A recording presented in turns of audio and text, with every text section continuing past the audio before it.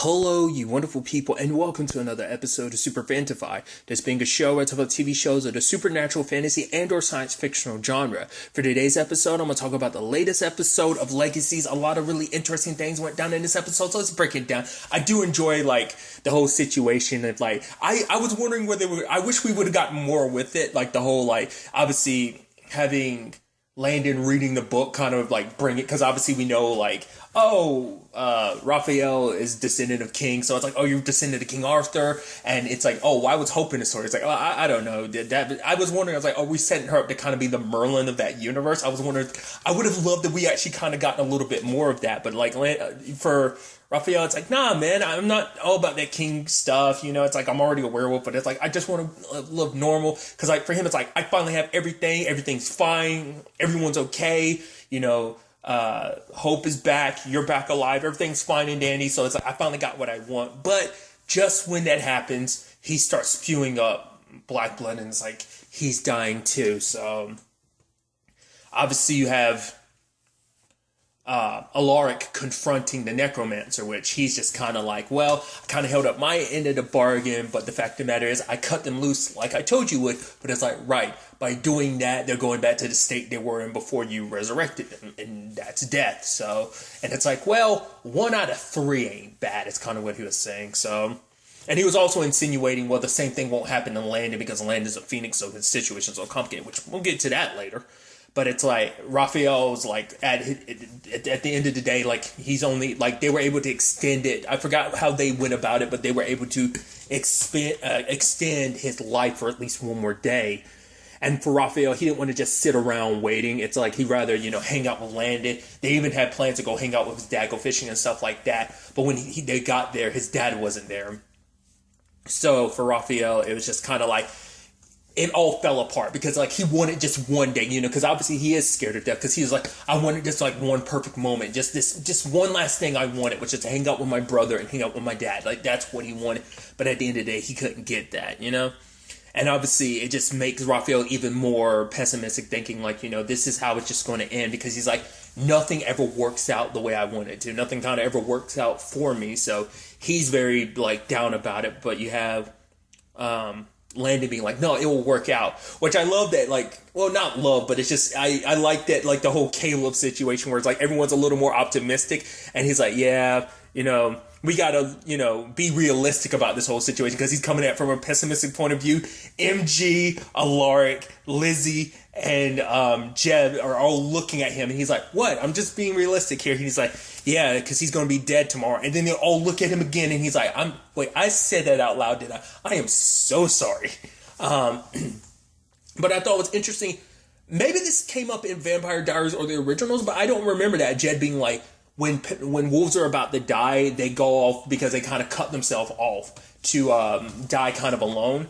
And he's obviously, I want to be there for Raphael, but this is our way. This is how we handle things. And he's I want to honor that aspect about us. Because, Alaric's you wouldn't you want someone there to be there for you at the end? But it's this is our way. So I just want to, respect that. I don't remember that ever coming up. But I think, because I think animals in general kind of have a tendency to do it. But I think dogs in particular do it. Where they go off somewhere, I've sadly known cats to do that, but I think dogs do that as well, but I could be mistaken. But obviously, their initial plan was, okay, so Hope is working with them to try and figure out something. None of the healing spells or anything they were concocting seemed like they were working. The entire school's working together to, make this situation possible. But then Hope kind of gets an idea that basically they transfer Landon's power, because initially the thought was, why don't we connect Landon and Raphael? It's no, because then Landon would have to die every day just to keep Raphael alive. And it's once again, we still don't know if there are limits to, and I'm not well versed in Phoenix mythology. I don't know if Phoenixes do have a limit. I mean, maybe there are some mythologies that actually give them a limit on how much they can resurrect. I don't know, but at the very least, it presents this interesting thing of well, obviously I don't want Landon, for one, to keep dying over and over. That sucks, but also we don't know if he has a limited number of lives. So we don't know if he's full-on cheat coding it and has unlimited lives or not. So that's always been Hope's concern. But, you know, now it's like, well, we transfer, you know, his Phoenix magic into Raphael to heal him.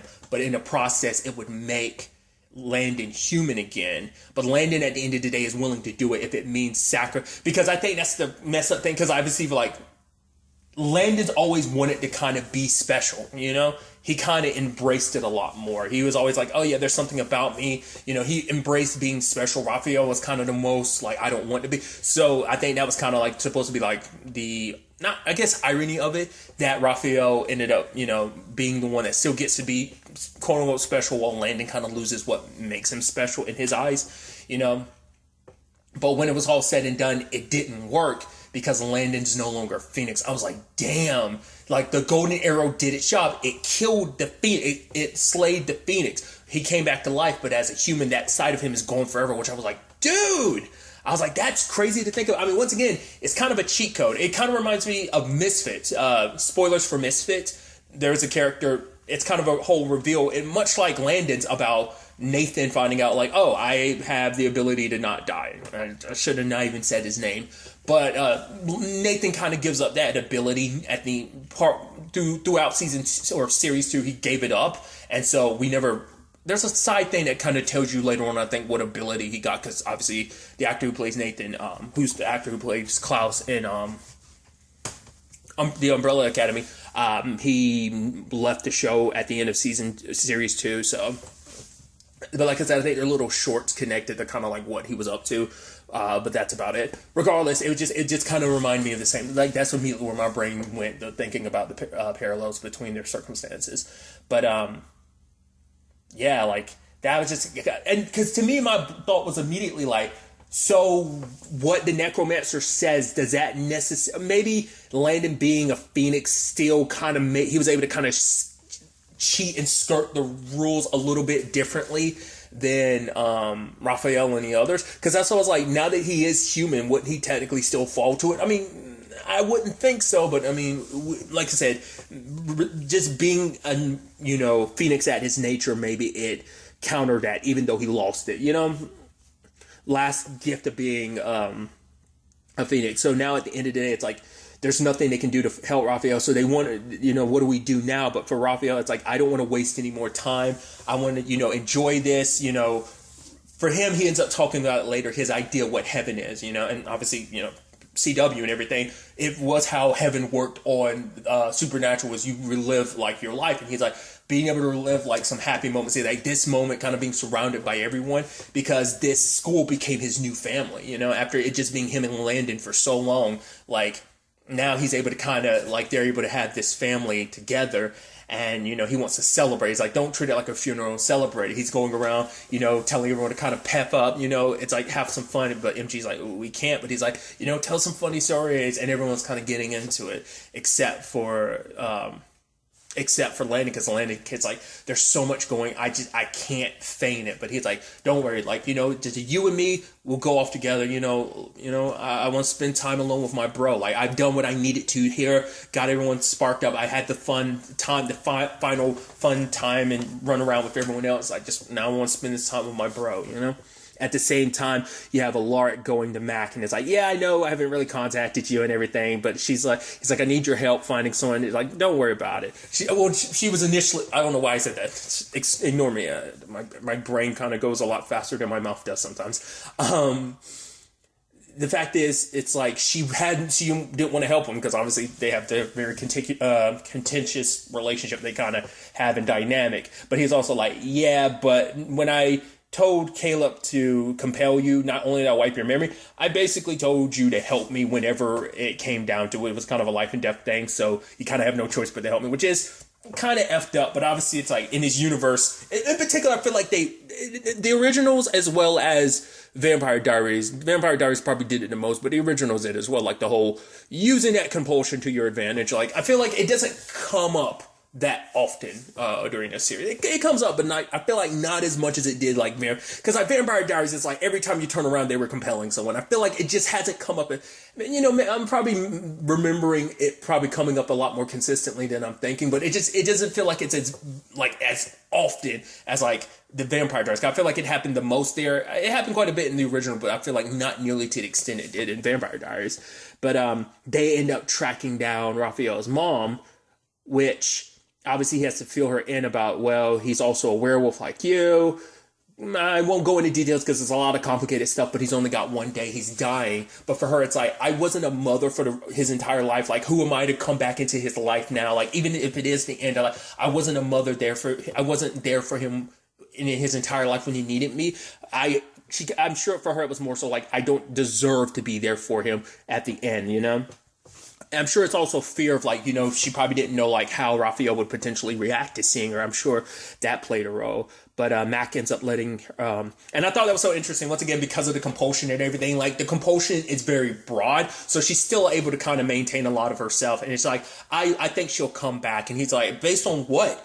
You just learned about werewolves existing, and you're literally going to forget tomorrow. So how can you jump? But she's like, because I'm a mother, you know, and sometimes in our need to kind of be there for our kids, we kind of mess up, which obviously Alaric knows that, because obviously he's still going through that. He's trying to learn how to adapt, you know, to the whole Lizzie and Josie thing. Like, he had told Josie last episode, like, I got to learn to kind of let go. And even, you know, Raphael's bringing it up to Lizzie. It's like, you're lucky to have a dad like him. Like, yeah, he might make some mistakes here and there, but he does everything he does because he loves you guys. He wants to protect you. And it's like, you know, your dad, he's a good guy at the end of the day, you know. And I think Lizzie recognizes that, and it's just you know, the relationship's just complicated. But before Alaric leaves, lo and behold, Raphael's mom comes back, and Max kind of got like a look on her face, like, see, told you, and, you know, worked out.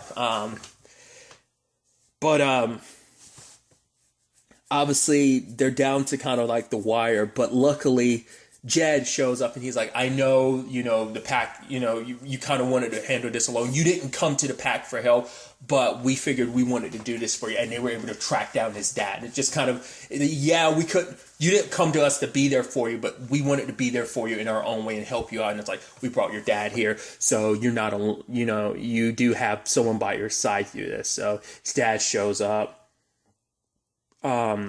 The sun rising, holding both Landon and his dad's hands, and, you know, preparing to die. But then it's like things shift because Hope's like, yeah, he had disappeared. Let me fill you in. They basically created a new prison world for God, I'm sorry, Raphael. Jeez.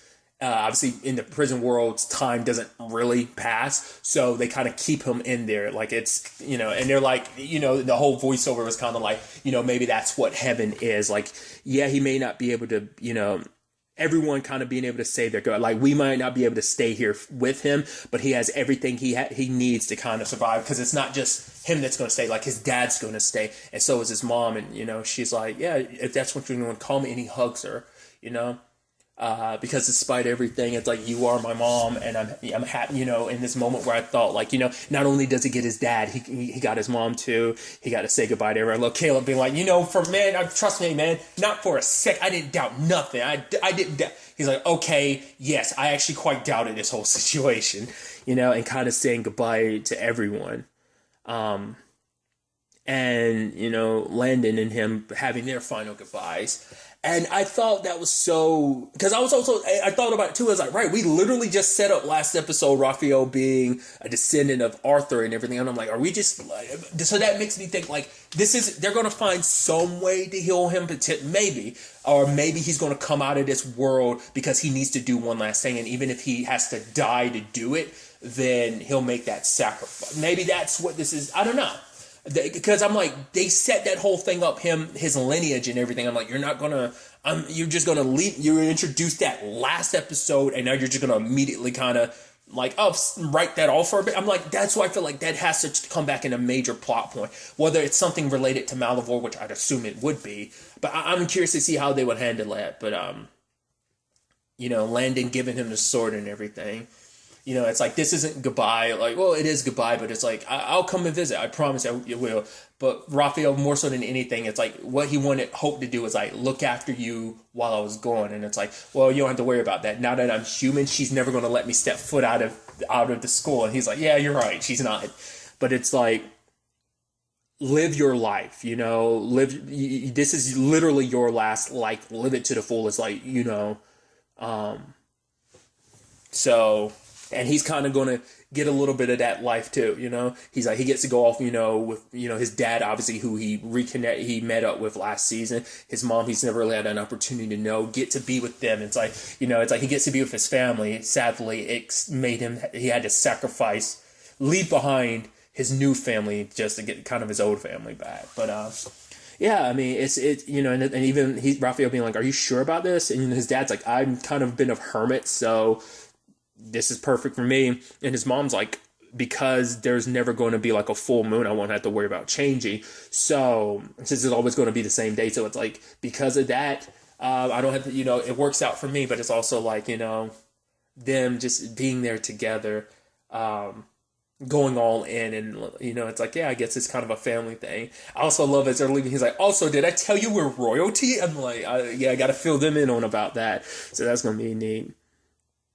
But, yeah, it's I wasn't expecting, once again, especially after the turn of events last episode, but to be fair, it's like, I mean, that's kind of the nature of everything in this universe. It's never, there's always going to be like a downside to everything. Like rarely does everything ever, I don't think, no, in retrospect, nothing has ever completely worked out it's all good. There's never been an all good situation throughout this universe, whether it be Vampire Diaries or Originals. There's always some bittersweetness to everything. Every resolution, there's always a bittersweetness to it. There's never like everything's good. Oh, everything's kind of happy, honky dory.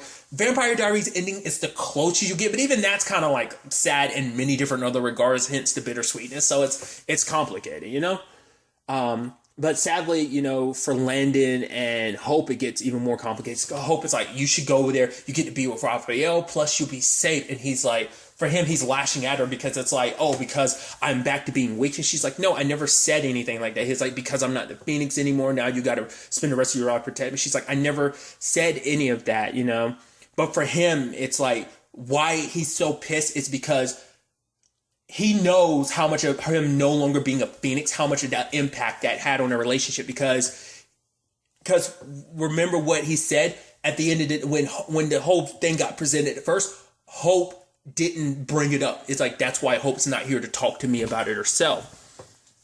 And he had asked her, was everything going to be okay? She never gave him an answer. He's like, because you don't believe everything was going to be okay. Like, you could have, because you didn't say everything was going to be, you didn't say I was going to be okay, that everything was going to be okay, that we were going to be okay, because you don't believe we will, and I think, and it's like, because it's almost, for him, it's almost like, you don't believe in us, you don't believe in me enough to kind of it's, so you're trying to push me away. Yeah, you care about me, but it's like, the fact is that you don't even believe that everything's going to work out and be okay to some extent.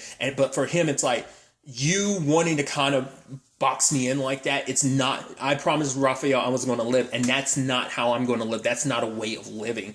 Kind of just always, because to be fair, that's humans in general, just always, but it's also because for Hope, it's like, she's been through this too many times before. Her mom, her dad, her uncle. Yes, there's a complicated thing of like, she wasn't always on the best terms with Elijah in many different regards, but still, like, she's been through so much loss, and, just when she gets something back, she loses something else, especially because in this situation, because she's like, yeah, we know where Raphael is and everything is okay in that regard, but it still feels like we lost him. So, she's like, what losing you, what that would do to me. And it's like, he's like, Landon's coming at it from the perspective of, I can't live my life, so what this means for them going forward, because Hope, and it comes from a place of she cares and, she's scared, but it's also like, that she doesn't believe that everything is okay, that they'll be okay, that I think, like I said, just not believing in them enough, I think that causes some issues in its own right. So that's definitely going to be interesting to see where things kind of go from that front. But also, we have the whole situation of Alyssa and the necromancer. I love that he's like, yeah, she's like, yeah, actually, I'm interviewing. It's like, oh, this pit, we should just put a carpet over it. He's like, what? No. Once again, I love the I'm loving this new dynamic. It's a lot different from the previous dynamic. And because for Alyssa, it's like, oh, this isn't just you interviewing me, I'm interviewing you. So she's like, basically, give me your plan. He's like, my plan is so grand, you won't even be able to comprehend it. And he lays it out, and she's like, really, that's it? He's like, what? You want it more? And she was like, yeah, kind of expected more. And he's like, you don't even understand my plan. She breaks it down by the 4 parts, and he's like, yeah, that's actually all of it. She's like, oh, okay, I get it. You want to get Malivore. Cool, that's fine and everything. But I forgot what she was saying. And she was saying some stuff, and he was like, yeah. He's like, you're right. And I'm like, I love that basically this teenager has to like, basically kind of scold you and kind of tell you like, no, reach for the stars. You're still reaching so small. And he's like, what? So it's like, I love what they're setting up with that. I mean, it makes sense because it's kind of sad because it's like, Alyssa's kind of, because of her circumstances, they've led her down this path. I mean, to be fair, once again, all that stuff about Dark Josie, it's not like Alyssa's going to be the first person to go full-blown dark side just because of their complicated things. Once again, there's so many damn characters in this universe, whether it be a Damon or a Stefan or a Klaus or an Elijah, like everyone's got their baggage and their issues. So it's like her going full dark side right now, not too bad and too surprising, but it's like, okay. So they had their plan of they're going to raise not only Malivore, but everything that Malivore ever put away. In which part of me thinks that's going to be interesting. Let's not forget who else is in Malivore. She's not a supernatural. She's a normal human, but I'm wondering what that's going to be about. Because remember, Landon's mom is in there. So I'm like, what kind of effect is that going to have? Like, is that going to lead to anything? I'm curious, because that'd be interesting if that'd be inadvertently by summoning everything. Well, she isn't dead, but it still could be a thing of she could still be under his control if he gets Malivore and everything. That's going to be interesting, because it's no more like summoning things one at a time. It's like, I'm going to raise everything and Malivore. Well, I would assume he's kind of implying like he's going to raise everything, which Malivore has absorbed what was believed to be fictional supernatural creature in which we now all exist in Malivore. Like, there's no telling like how many monsters are inside of him. So it's going to be interesting to see how that plays out. But not only is that the plan, it's also the plan to get back at the Salvatore school. Obviously, that's more personal on Alyssa's side, but I'm sure, the necromancer's all about it too. So they resurrect the Sphinx so that he can tell them, it's like, yep, your plan is going to go down without an action. It's like now he said your plan's going to kind of succeed. That doesn't necessarily mean that it is going to completely work out for you. That means like probably summoning the monsters and everything, like all that's going to work out, but you're not fully going to succeed. I mean, that's always the thing with riddles. Like, they can be vague and, they give you partially the answer you want. Doesn't mean it's everything. Just kind of a little bit of that, little trickery, but it's also like, what about the Salvatore school? Someone will die, which Alyssa's all about. But I love that she's like going for like a fist pound and he grabs her fist and she's just like, that look on her face. I love that we just like literally end the episode on just like him shaking her fist. And I'm like, oh, this is weird. It was just, I love that they went out and just not like a, devilish evil note. It was like a, kind of a wet noodle. I think that's so nice that they did that kind of ended it on that. But, obviously, your immediate thought was like, okay, so you would assume it's Landon, considering he's the only like normal, well, not the only normal human, because obviously Alaric's the other human there, but so is this could be a situation where it ends with Landon, because obviously Malivore can't get what it wants anyway. Now that he's no longer Phoenix, that's no longer feasible. I'm curious, will that kind of play any role in any way of him getting back what he lost? I don't know. We'll see. But part of me thinks it seems like it's too obvious for it to be Landon, so it's not going to be Landon. But I think they're going to go for that because of what it will mean for Hope. Losing him after losing everything, like what that will do to her. I think that in the long run might be the reason I go down that route. But another route could be that, once again, Raphael comes out of the prison world, sacrifices himself. I mean, granted, it doesn't necessarily even mean that. It could be someone else. I mean, as we know, the universe isn't afraid of killing off characters. Granted, it might take a while to kill off someone like main, but they're not afraid to kill off main characters if need be, especially if it means. And that's why I'm like, if they really want to. I mean, technically, Lyndon was already dead before. I mean, not just the Phoenix resurrections, but full on dead, and not coming back before. So to make that kind of come back full circle. We'll see. Like I said, currently my money's on Landon, but there's a bit of me that's like, it might be Raphael. And partially, other than that, I wouldn't really know who else it could be. I was about to say, not unless they make it a Lark. I think that'd be super dark and messed up. But that could be something that they end up doing just because of the whole Josie and Lizzie situation, which obviously, like, that plays a role in the whole Alyssa thing. Like, if he's the one that ends up dying and it's because of them, that's going to lead to an interesting thing between Josie and Lizzie versus, and not just them, because also everyone at the school, because he's important to a lot of people, but also like for Hope too, because he's like, another father, she would be losing another father again. So I'm curious to see where they go with that whole situation. I think that's going to be kind of obviously a mystery we continue over the course of the season of like, well, who's going to be, the death, and I think story plot wise, I think it literally could be anyone with the exception of Hope. I don't see it being Lizzie or Josie, but I mean, you can't completely denounce it, but I think my money's, like I say, currently it's, Raphael, Landon, or Alaric. It's kind of where my money's at, but like I said, we'll see. But I'm really interested to see where all this takes us going forward into the next episode. But really, that's all I want to talk about. Until the next time we meet, be happy, be safe, live life to the fullest, and enjoy it. Good day, and goodbye.